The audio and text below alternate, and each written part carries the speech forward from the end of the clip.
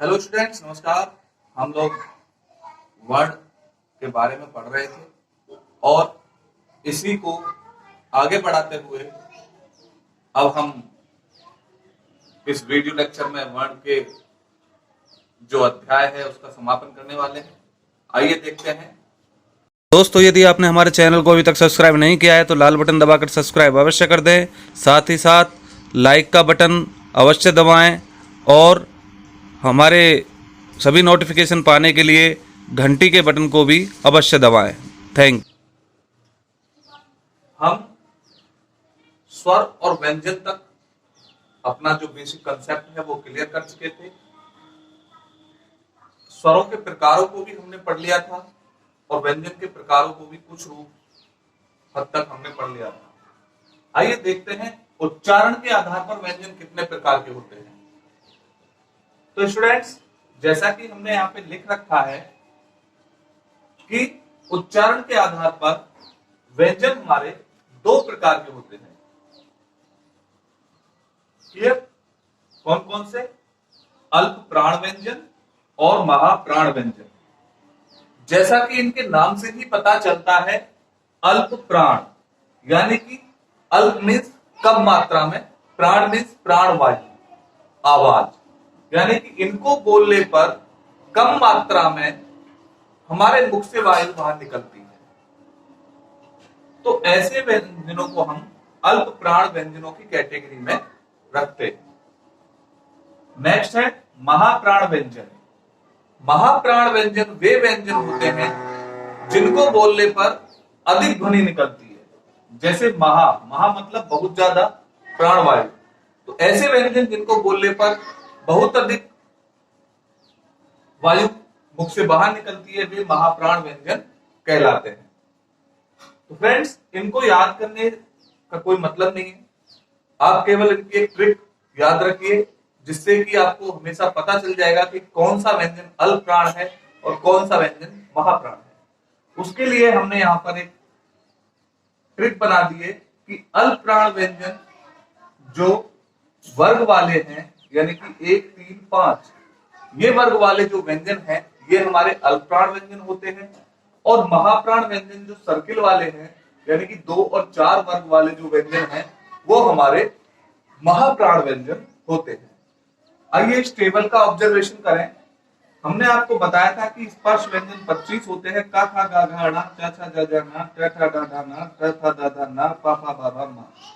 अगर हम इन व्यंजनों में इनको कॉलम वाइज व्यवस्थित करते हैं तो हमारा ये जो पहला कॉलम होता है, ये पहला कॉलम, कॉलम नंबर 1, ये हमारा अल्प प्राण व्यंजन होगा।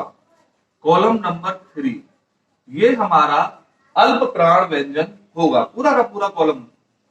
कॉलम नंबर 5 ये हमारा अल्प प्राण व्यंजन होगा। क्लियर? तो column number 1, column number 3, column number 5, इसके सारे व्यंजन अल्प प्राण व्यंजन की कैटेगरी के अंदर आते हैं। इसी तरह महाप्राण व्यंजन, कॉलम नंबर 2 ये हमारा महाप्राण होगा और कॉलम नंबर 4 ये भी हमारा महाप्राण व्यंजन होगा। इनको बोलने पर मुख से अधिक वायु बाहर निकलती है। तो आपको समझ में आ गया होगा कि अल्प प्राण और महाप्राण व्यंजन कौन से होते हैं।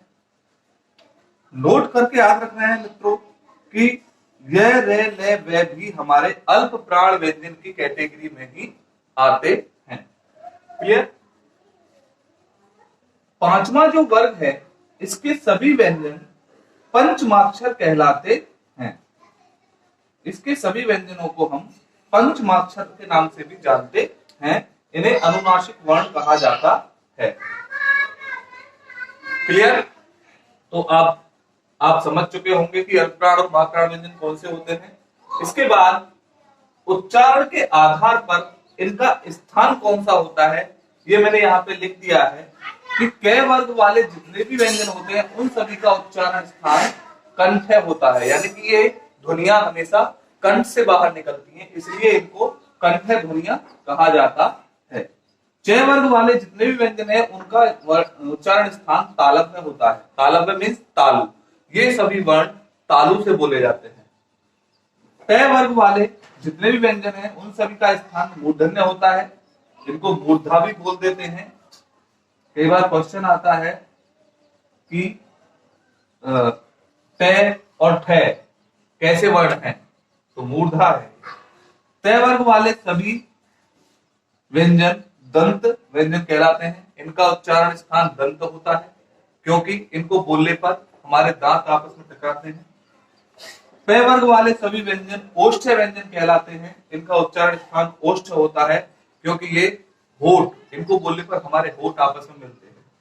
तो इस तरह से आप इस चीज को क्लियर कर सकते हैं। आइए स्टूडेंट्स, अब कंपन के आधार पर व्यंजनों के प्रकार देखते हैं। कंपन के आधार पर व्यंजन दो प्रकार के होते हैं, अघोष व्यंजन और सघोष व्यंजन। इनको कोई परमानेंट डेफिनेशन इनकी नहीं है, आपको केवल ये याद रखना है कि जो हमने टेबल बनाई थी उस टेबल के पहला और दूसरा वर्ग जो होता है उसका प्रत्येक व्यंजन अघोष व्यंजन कहलाता है, और तीसरा चौथा पांचवा वर्ग जो होता है उसके सभी व्यंजन कैसे व्यंजन कहलाते हैं, सघोष व्यंजन कहलाते हैं। हमने इस टेबल को अलग अलग करके यहाँ पे लिख दिया है कि पहले और दूसरे कॉलम के जितने भी व्यंजन हैं वो सभी अघोष व्यंजन हैं। अघोष व्यंजन में श, श, स, ये तीनों से भी अघोष व्यंजन के अंतर्गत ही आते हैं। इसी तरह इधर 3, 4 और 5 इन सभी कॉलम्स के जितने भी व्यंजन हैं सभी सघोष व्यंजन हैं। फ्रेंड्स, ये क्वेश्चन जो मैंने नोट करके नीचे लिखे हैं बहुत ज्यादा एग्जाम में पूछे जाते हैं कि पार्श्विक व्यंजन कौन सा होता है, ले। लुंठित व्यंजन कौन सा होता है, रे। कंठ तालव्य कौन से होते हैं, ए और ए। कंठ ओष्ठ व्यंजन कौन से होते हैं, औ और औ। ऊष्म संघर्षी ये ख, ग, थ, ज ये होते हैं, इनके नीचे बिंदी लगी होती है, इनकी पहचान ये है। स्टूडेंट्स, वर्ण के चैप्टर के अंदर एक ये वर्ण विच्छेद का टॉपिक और शेष रह गया है, इसको भी हम क्लियर कर लेते हैं। वर्ण विच्छेद क्या होता है? इसका मतलब होता है स्वर को व्यंजन से अलग करना। मीन्स जो हमारा शब्द होता है उस शब्द में से स्वर और व्यंजनों को अलग करना ही वर्ण विच्छेद कहलाता है। आइए देखते हैं कुछ वर्ण विच्छेद कैसे किए जाते हैं।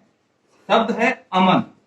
अब इस अमन शब्द में से यदि हम इसके वर्ण विच्छेद करें तो ए प्लस में प्लस ए प्लस ने प्लस ए, इस तरह से इसका वर्ण विच्छेद होगा। ऐसे ही सोनम, जो मात्राएं हैं, जो हमारे स्वर हैं, उनको हम अलग कर देंगे और व्यंजनों को हम अलग कर देंगे। व्यंजनों के नीचे हलंत लगाएंगे। से प्लस ओ प्लस ने प्लस ए प्लस में प्लस ए, इस तरह से हम सोनम का वर्ण विच्छेद कर सकते हैं। इसी तरह सत्येंद्र, से प्लस ए प्लस ते प्लस ये प्लस ए प्लस ने प्लस दे प्लस रे प्लस ए, इस तरह से हम सभी शब्दों का वर्ण विच्छेद कर सकते हैं। क्लियर? तो आज हमारा यहाँ पर ये टॉपिक वर्ण बिल्कुल समाप्त होता है। इससे संबंधित जितने भी बेसिक कंसेप्ट और सारी चीजें हमने आपको क्लियर करा दी हैं। इससे अलग आपके लिए कुछ नहीं आएगा। आशा करता हूं आपने अच्छी तरह से समझा होगा। तो आज की इस वीडियो को हम यहीं समाप्त करते हैं।